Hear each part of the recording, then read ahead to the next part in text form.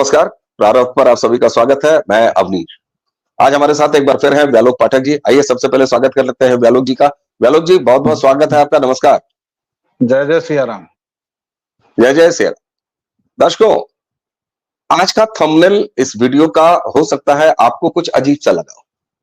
जहां हम एक तरफ जब भी आपके सामने कोई कंटेंट लेके आते हैं कि किसी विषय पर बात करते हैं, तो मेरा और व्यालोक जी, हम दोनों का लगभग ये एक रीत रही है, एक नीति रही है और एक स्वभाव भी है कि हम सकारात्मक और पॉजिटिविटी से भरी बातें करने का प्रयास करते हैं। लेकिन आज संभवतः आपको इस थंबनेल ने जरूर निराश किया होगा इस मामले में, जब हमने लिखा है कि कांग्रेसी मुस्लिम नैरेटिव के सामने हिंदू हार। जी हाँ, आप सोचें, अखलाक नाम लेते ही आपको लिंचिंग विश्व के लगभग सारे हिस्से में, भारत के संदर्भ में अगर लिंचिंग आप कहेंगे तो अखलाक का नाम तुरंत आपके सामने आ जाता है और आप पर सवाल बन के खड़ा हो जाता है। लेकिन क्या आप सोच सकते हैं कि एक हिंदू दलित को बरेली में मुहर्रम के ऐन दौरान उन्मादी मजहबी भीड़ मस्जिद में खींच के ले जाती है, उसकी मॉब लिंचिंग करती है और उसके बाद उसके अधमरे शरीर को मस्जिद के बाहर फेंक देती है। परिवार उसको हॉस्पिटल ले जाता है और उसके बाद उसकी मौत हो जाती है। साहब, नाम है तेजराम। अब आप सोचे, कहां अखलाक और कहां तेजराम।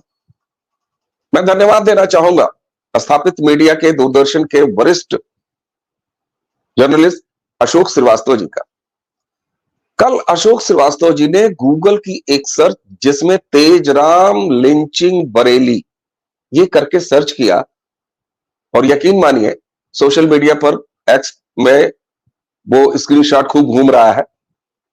जीरो सर्च, शून्य सर्च, यानी एक भी ऐसा समाचार नहीं दिखाई दिया। ऐसा नहीं है कि तेजराम की हत्या का जिक्र नहीं है समाचारों में, है जरूर है, लेकिन भीड़ के क्लैश में घायल युवक की इलाज के दौरान मौत, या तो ये मिलेगा आपको और या मिलेगा उस मजहबी भीड़ जिसमें 35 लोग गिरफ्तार हैं, जिनकी पहचान की गई है उत्तर प्रदेश के शासन द्वारा, पुलिस द्वारा। उनके घरों पर जब बुलडोजर चले हैं तो विक्टिम कार्ड, अखलाक छाप विक्टिम कार्ड बाजार में घूम रहे हैं। सवाल यहां यह उठता है, चिंता का विषय यह है कि 19 जुलाई को हुई इस जघन्य मॉब लिंचिंग को अखलाक जैसी चर्चा क्यों नहीं मिली। वो कहां है इकोसिस्टम? क्या सिर्फ इसलिए कि वो हिंदू है? अरे दलित तो है। बड़ा पसंद है ये क्वेश्चन तुम्हें, जय भीम और जय भीम का। तो ये होता है साहब, और इसी निराशा के भाव से आज हमारी टीम ने ये थंबनेल तैयार किया है कि कांग्रेसी मुस्लिम नैरेटिव के सामने संभवतः हिंदू हार रहा है, क्योंकि हिंदू कभी प्याज पर दुखी हो जाता है, कभी टमाटर पर दुखी हो जाता है। पिछले बजट के आने के लगातार दिनों में केवल बजट में लाभ और हानि खोज रहा है, उसे याद नहीं रहता कि इस तरह की भी कोई घटनाएं होती है, इसको भी एड्रेस करना है। थोड़ा सा संतोष की बात यह है कि आप इसमें मुझे भी दोषी मान सकते हैं, हम जैसे लोगों को भी दोषी मान सकते हैं। धन्यवाद देना चाहूंगा वरिष्ठ पत्रकार अशोक श्रीवास्तव जी का, जिनके जरिए कम से कम मुझे इस बात का पता चला। जी हां, मैं सर झुका के मानता हूं कि कल ही मुझे पता चला, मेरे संज्ञान में कल ही ये बात आई कि उसकी मॉब लिंचिंग की गई, मस्जिद के अंदर हत्या की गई। मैं भी यही समझ रहा था कि एक क्लैश में वो घायल हुआ और उसके बाद मर गया। शादीशुदा था, उसकी विधवा है, उसका पूरा परिवार है। साहब व्यालोक जी, हार गए हम। हार गए हम, ऐसा मतलब निर्णयात्मक तो मैं नहीं बोलूंगा, लेकिन हाँ, हम लोग हारने की तरफ बहुत तेजी से बढ़ नहीं रहे हैं, दौड़ रहे हैं, ऐसा मैं बोलूंगा। इसके पीछे हमारे अपने समाज यानी हिंदू समाज का डायनामिक्स भी है। आप सिंपल सी एक बात देखिए कि जो अब लोगों ने नाम वाम ऐसे रख लिया, अब चंद्रशेखर आजाद एक व्यक्ति का नाम है, अब मेरे लिए चंद्रशेखर आजाद एक ही थे जो हुतात्मा थे, जो शहीद बलिदानी हो गए, जिन्होंने बलिदान दिया।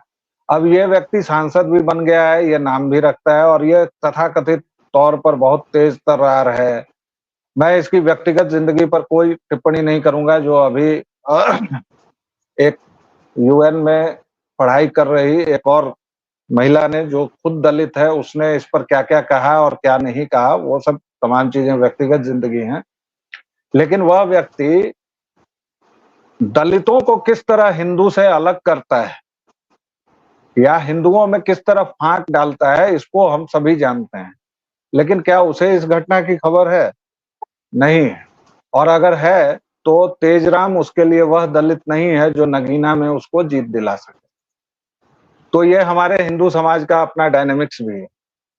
अखलाक को इंटरनेशनल हीरो किसने बनाया या इंटरनेशनल मार्टर किसने बनाया? अधिकांश नाम हिंदुओं के हैं। मुसलमानों के उसमें आप नाम खोजेंगे तो एक आध नाम मिल जाएगा, कोई क्लिप कटुआ मिल जाएगा, एक आध उस तरह के लोग मिल जाएंगे। लेकिन क्लिप कटुआ को संरक्षण किसने दिया हुआ है? तो वो भी एक हिंदू ही निकलेगा। आप एक ऐसी लड़ाई लड़ रहे हैं जिसमें पूरे एक सिस्टम से आपको लड़ना है। और आप क्या कर रहे हैं, मैं क्या कर रहा हूं, हम लोग एक सिंगल, जैसे आपने अभी एक पत्रकार का नाम लिया, वो एक उठे, उन्होंने एक सिंगल डाल दिया उसी। हालांकि ऐसा नहीं है, खबरें आई हैं, एक दो में आई हैं, एक या दो जगह पर आई हैं, वो भी डिजिटल दुनिया में, जिसमें ये कहा गया कि भाई भीड़ ने हत्या की है, लेकिन उसको दबा दिया गया। अखलाक हो या साइकिल चोर तबरेज हो या सीट को लेके एक दादरी में जो हत्या हुई थी वो हो, 100-150 प्रोफेसर इंटरनेशनल रिप्यूट के अचानक से चिट्ठी लिख देते हैं। उसी दिन सुप्रीम कोर्ट में मामला दाखिल हो जाता है। कपिल सिब्बल से लेके अभिषेक मनु सिंघवी जैसे लोग खड़े हो जाते हैं।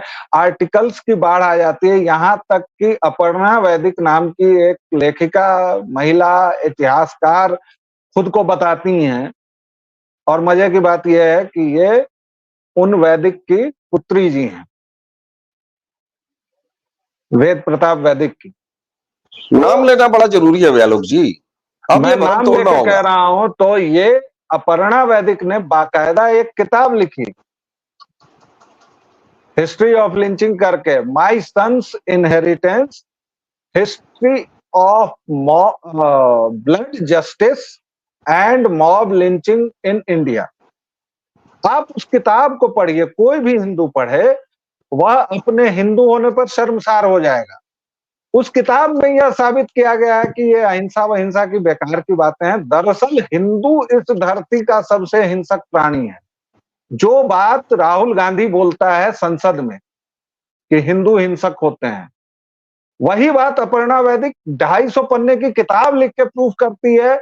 वो खाटू श्याम से लेके, यानी जो खाटू श्याम की पूजा होती है से लेकर, सती प्रथा से लेकर, और पता नहीं कहां-कहां के गुंतारे जोड़कर, और ये बताती है कि हिंदू दरअसल बहुत हिंसक समाज है और इनके सारे देवी देवता अस्त्र शस्त्र से लैस हैं और बेसिकली ये हिंदू हैं जिन्हें हिंसा का उत्तरदायी ठहराना चाहिए। मेरे बेटे की विरासत हिंसा है, आप क्या कर लेंगे?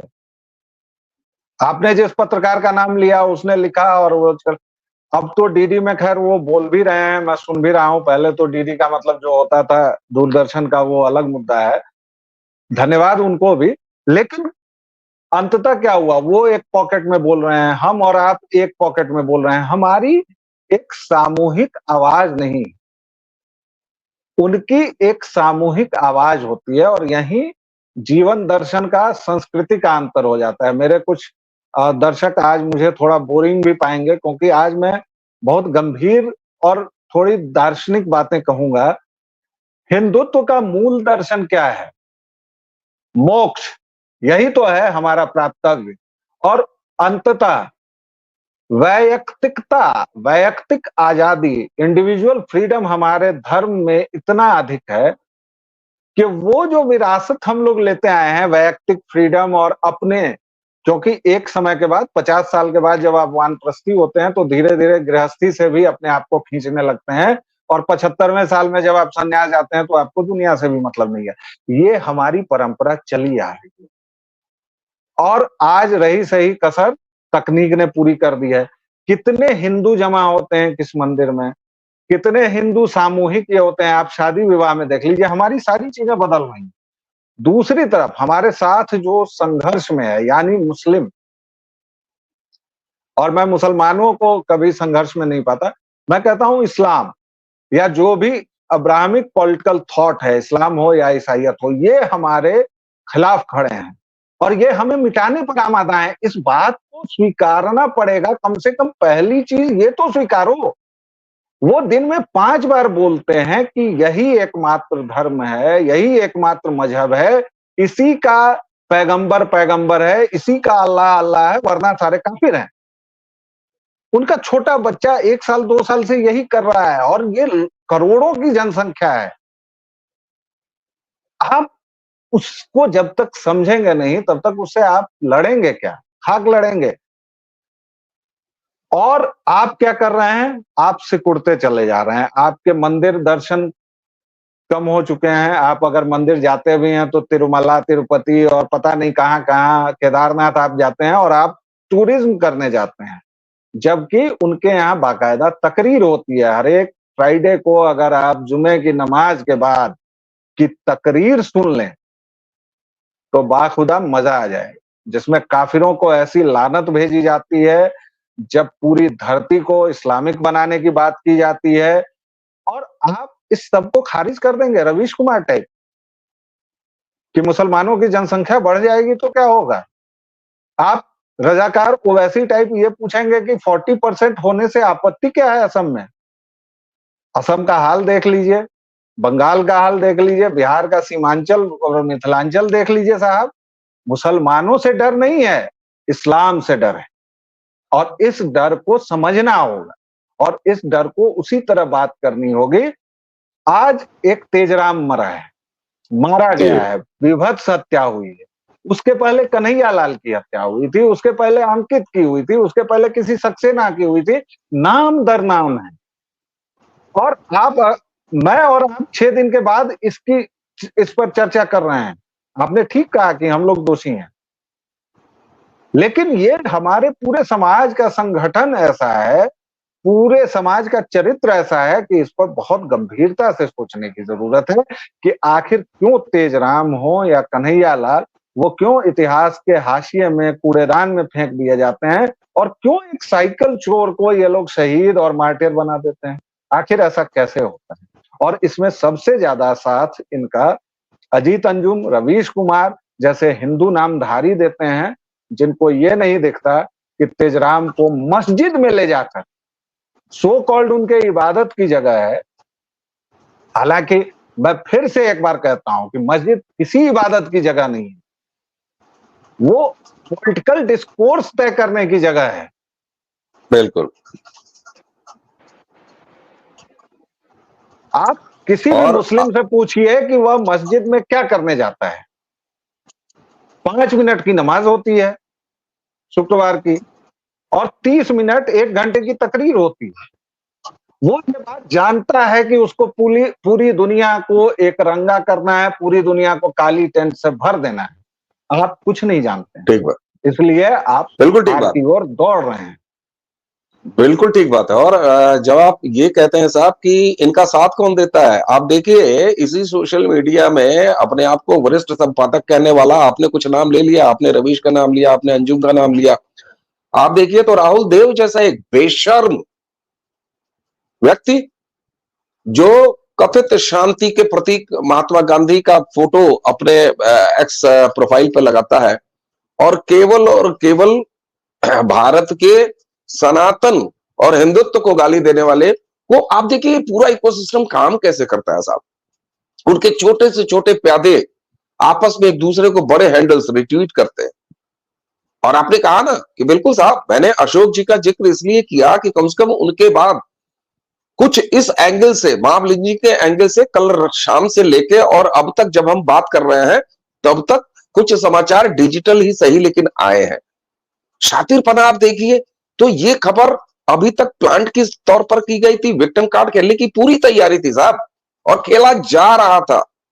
या योगी ने बुलडोजर चला दिया, 37 लोग गिरफ्तार कर लिए गए, 2 लोगों पर इनाम घोषित हो गया है और वहां कहीं तेजराम की मस्जिद में हत्या की गई है, इसका कहीं कोई जिक्र नहीं।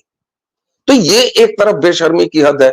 दूसरी तरफ आप देखिए तो कमलेश तिवारी जिसका लखनऊ में नृशंस हत्या की गई थी, उसके हत्यारों के साथ अंतिम समय तक लगातार फोन में बने रहने वाले व्यक्ति को सुप्रीम कोर्ट साहब जमानत दे देता है। ये भी उपलब्धि है आपकी कल की। तो एक तरफ जहां जुडिशरी आपके खिलाफ लगातार इस तरह के काम करती जा रही है, दूसरी तरफ कांग्रेस का पूरा इकोसिस्टम अपने पॉलिटिकल बैकअप उनको दे रहा है। राहुल गांधी खुद कहता है कि हिंदू हिंसक है। इससे ज्यादा और इकोसिस्टम किस कदर हावी है और सबूत आपको क्या चाहिए? सोशल मीडिया के इन तमाम पाखंडी शुद्धतावादी बेशर्मों के नाम, अभागों के नाम हमने अपने लिए ही, जो सो कॉल्ड बौद्धिक सपोर्ट इनको देते हैं। यहां आपने बहुत शानदार बात कही साहब। अब्दुल तो कहीं आराम से बैठ के मजे ले रहा है।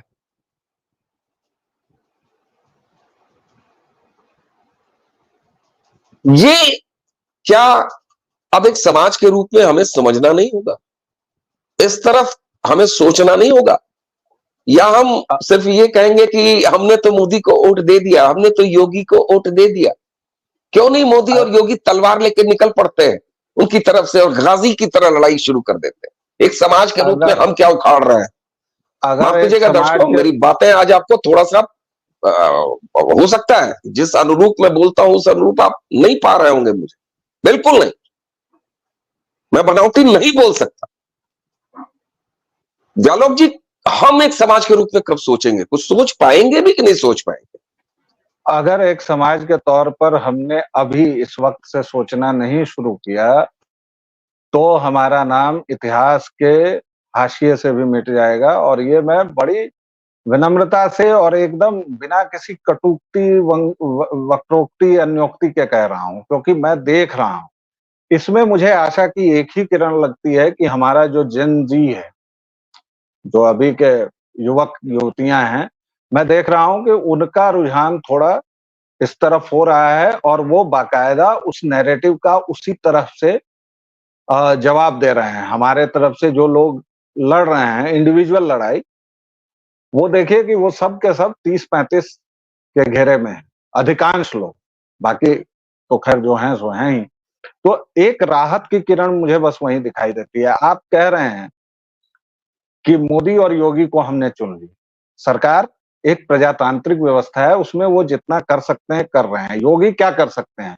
योगी ने 35 लोगों को नामजद किया, 27 के बुलडोजर चलाए, जो भी अवैध निर्माण था उसको गिरवा दिया। योगी जाके पैम्फलेट नहीं लिखेंगे और पैम्फलेट नहीं चिपकाएंगे। जब उनको ये करना था तब उन्होंने सांसद रहते हुए हिंदू युवा वाहिनी बना के भी किया। अब वो 22 करोड़ लोगों के नेता हैं बाकायदा और वो चुने हुए मुख्यमंत्री हैं। तो वो ये नहीं कहेंगे कि चलो हिंदू तन मन हिंदू जीवन, ये नहीं कहेंगे वो। वाजपेयी जी भी जब प्रधानमंत्री बने थे तब वो नहीं कहते थे। उनको पता है कि मोदी के हर एक कृत्य से हिंदुत्व झरता है, टपकता है। चाहे वो त्रिपुंड लगा के हो, वो केदारनाथ हो, वो हरिद्वार हो, उनका रुद्राक्ष हो, उनकी वेशभूषा हो, पहनावा हो, गंगा मैया में डुबकी हो, जो भी हो। लेकिन वो ये कहेंगे सबका साथ सबका विकास, क्योंकि 20 करोड़ मुसलमान हैं इस देश में और शायद ज्यादा भी। उनको आप हिंद महासागर में नहीं फेंक सकते हैं। आपको इस्लाम से टकराना होगा। उसमें क्या दिक्कत है? एक अंग नहीं है सर, जुडिशरी नहीं है। आपका जुडिशरी, आपका मीडिया, आपकी एकेडमिक्स, आपका सब कुछ, आपका पूरा तंत्र सड़ा हुआ है। आप ये बताइए कि हुसैन नाम का कोई व्यक्ति किसी महिला के साथ रेप करता है, तंत्र मंत्र फलाना झाड़ फूंक के नाम पर, अखबारों में खबर क्या छपती है? तांत्रिक ने महिला से किया रेप। क्यों साहब? तांत्रिक क्यों लिखेंगे? और मैं एक अखबार में काम कर रहा था और ये सचमुच समस्या है दैनिक भास्कर में। वहां यही घटना आई। जब मैं खबर के अंत में पहुंचा तो देखा कि उसका नाम था अब्दुल या रज़ाक या पता नहीं, जो भी कोई, मतलब ही वाज अ मुस्लिम। मैंने अपने उस बॉस से कहा कि इसको मैं तांत्रिक क्यों लिख रहा हूं, और मैं क्यों, मतलब ये बच्चे क्यों लिख रहे हैं, और आप मेरे पास ऐसी कॉपी भेज रहे हैं, इसको आप लिखिए। तो उनके हिसाब से उन्होंने मेरे पास बहुत मौजूद सवाल पूछा, कहा कि इसके लिए बताओ शब्द क्या लिख। मैंने कहा कि देखिए साहब, ऐसा है कि आप मुझे जो फंसाना चाह रहे हैं ऐसा कुछ नहीं है। आप ये कहेंगे ना कि तांत्रिक ही तो होता है, चाहे वो हिंदू हो या मुसलमान हो, क्योंकि आप लोग तो अपने सुविधा के हिसाब से गढ़ते हैं चीजें। ऐसा कुछ नहीं है। आप उसको नजूमी लिखें, आप उसको झाड़ फूंक करने वाला लिखें, आपको कुछ नहीं मिलता है तो आप लिखिए मुस्लिम तांत्रिक। ये लिखने में क्या फर्क पड़ता है? और उसके बाद झगड़ा हुआ, फिर क्या हुआ होगा या नहीं हुआ होगा वो आप लोग अ, अंदाजा लगा सकते हैं। फिलहाल मैं दरभंगा में दैनिक भास्कर नहीं निकलता है।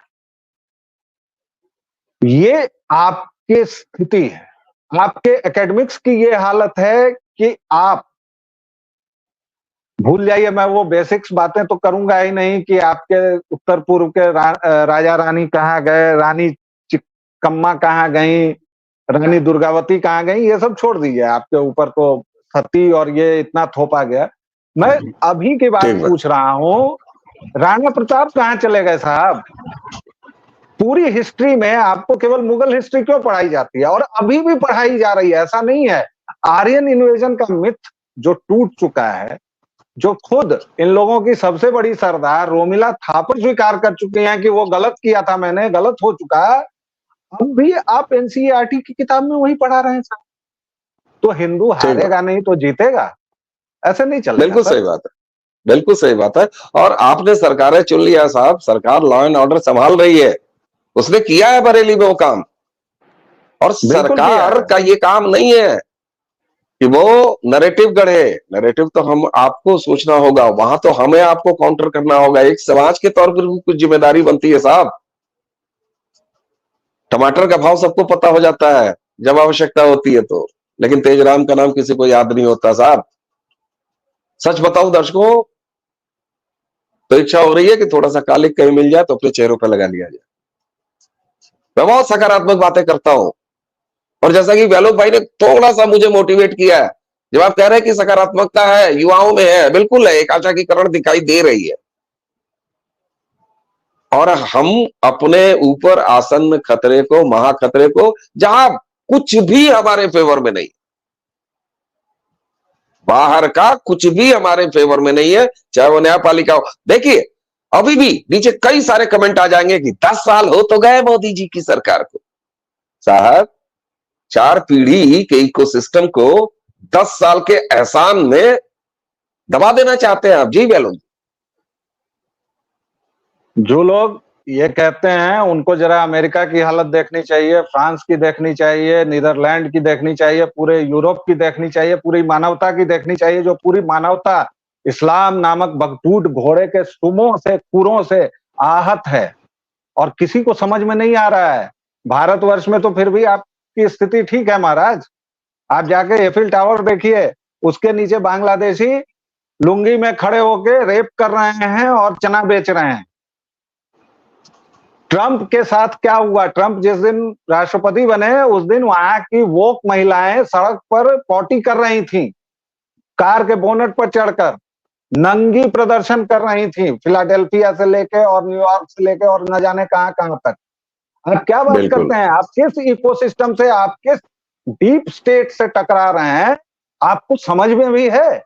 आप कितने पैसे से टक्कर ले रहे हैं, आप कितनी चीजों से टक्कर ले रहे हैं? उसमें एक अंग है कि आपने योगी मोदी को सरकार दे दी, ठीक है, ठीक है। लेकिन एक समाज के तौर पर जब तक आप नहीं लड़ेंगे, आपका कुछ नहीं होने वाला है। क्योंकि आप यूरोप से अभी शक्तिशाली नहीं है, आप अमेरिका से शक्तिशाली नहीं है। आप देखिए ट्रंप की क्या दुर्दशा है वहां। अब देखिए, बिल्कुल। मेरे लिए पेन को रोना पड़ा भाई। ठीक बात। फ्रांस के और दक्षिणपंथी नेत्री को रोना पड़ा रोना अंततः पड़ा। कि बिल्कुल। मेरे देश बिल्कुल। की क्या हालत हो गई है। और वहां के वोक ने यूरोपियन यूनियन के चुनाव में जिताया और फ्रांस के चुनाव में हरा दिया। अब आप क्या हरा कह दिया। रहेंगे? बिल्कुल साहब, और ये वैश्विक खतरा है। और आप इतने से ही एहसान जता रहे हैं कि आपने तीसरे टर्म लाके बैठा दिया मोदी को और योगी को। अरे साहब, आपके ही देश में एक राज्य है वेस्ट बंगाल, जहां पर अवैध घुसपैठिए ये तय करते हैं और करने की स्थिति में पहुंच चुके हैं कि वहां पर कौन सी सरकार बनेगी। तो ये तो आपकी स्थिति है। आप वह भी अभी पूरा ठीक से नहीं कर पा रहे हैं। वेस्ट बंगाल आपके हाथ में नहीं है साहब। अरे ईश्वर का धन्यवाद करिए कि असम आपके पास किसी तरह आया हुआ है। हेमंता विश्व शर्मा वहां पर है। धामी ने जिस तरीके से 5,000 एकड़ लैंड जिहाद की जमीन 3700 से ज्यादा अवैध मजारों को ध्वस्त करने के बाद बचाया है। और यहां पर साहब कल्पना करिए, वो जो फैजाबाद जीत के और कहते हैं कि तुम्हें अयोध्या हरा दिया, अगर उन जैसों की कोई सरकार होती तो मस्जिद में खींच के मामलिंची किए जाने के बाद भी कितने घर गिरते और कितने 35 गिरफ्तार होते और प्रशासन कितनी कार्रवाई कर रहा होता, ये हकीकत भी हमें आपको जाना है। लड़ाई बहुत लंबी है, लेकिन अंत में सकारात्मकता आपको भी बहुत बहुत धन्यवाद। आपने आज मुझ नेगेटिव को थोड़ा सा सकारात्मक किया है। निश्चित तौर पर हमें अपनी युवा पीढ़ी से बहुत ज्यादा अपेक्षा है और वहां से एक सकारात्मक दृष्टि दिखाई देती है। और इस देश के वाकई मतदाताओं को भी प्रणाम करना बनता है कि जब पूरा विश्व लगातार डीप स्टेट का शिकार हो रहा है, भारत उसी समय नरेंद्र मोदी को तीसरी बार एक अच्छी सशक्त सरकार देकर सुसज्जित कर रहा है। लेकिन एक समाज के तौर पर ABCD XYZ हम सबको शामिल रहना पड़ेगा अपनी चिंताओं में। दर्शकों, घृणित मजहबियों द्वारा ऐन मुहर्रम में मस्जिद के अंदर ले जाके हिंदू दलित तेज राम जी की नृशंस हत्या पर उनके मुंह पर थूकते हुए कम से कम उस मृतात्मा को हम सभी श्रद्धांजलि अर्पित करें। और हम योगी सरकार से, उत्तर प्रदेश सरकार से उम्मीद करते हैं, और वो साफ दिखाई भी दे रहा है कि छोड़ेंगे तो नहीं योगी जी, लेकिन साहब आपस में भी अब जरा न छोड़ने की कसम खाइए। मैं ये नहीं कह रहा तलवार लेके निकल जाइए, ये हमारा तरीका नहीं रहा। लेकिन आप देखिए विमर्शों में आप कहां हार रहे हैं, हम सब कहां हार रहे हैं, इस पर ध्यान देने की जरूरत है। व्यालोक जी, आपने हमें समय दिया, बहुत बहुत आपका आभार, धन्यवाद।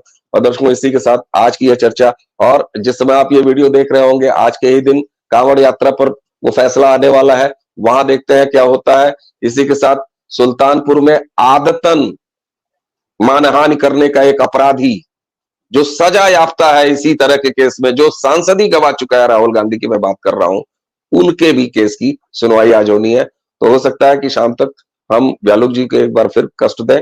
हालांकि स्वास्थ्य थोड़ा सा गवाही नहीं दे रहा है, लेकिन आपने अभी तक हमें देखा, इस वीडियो को देखा, आपका बहुत बहुत धन्यवाद। हमें और व्यालोक जी दोनों को आज्ञा दीजिए। नमस्कार, प्रणाम। जय श्री राम। जय जय श्री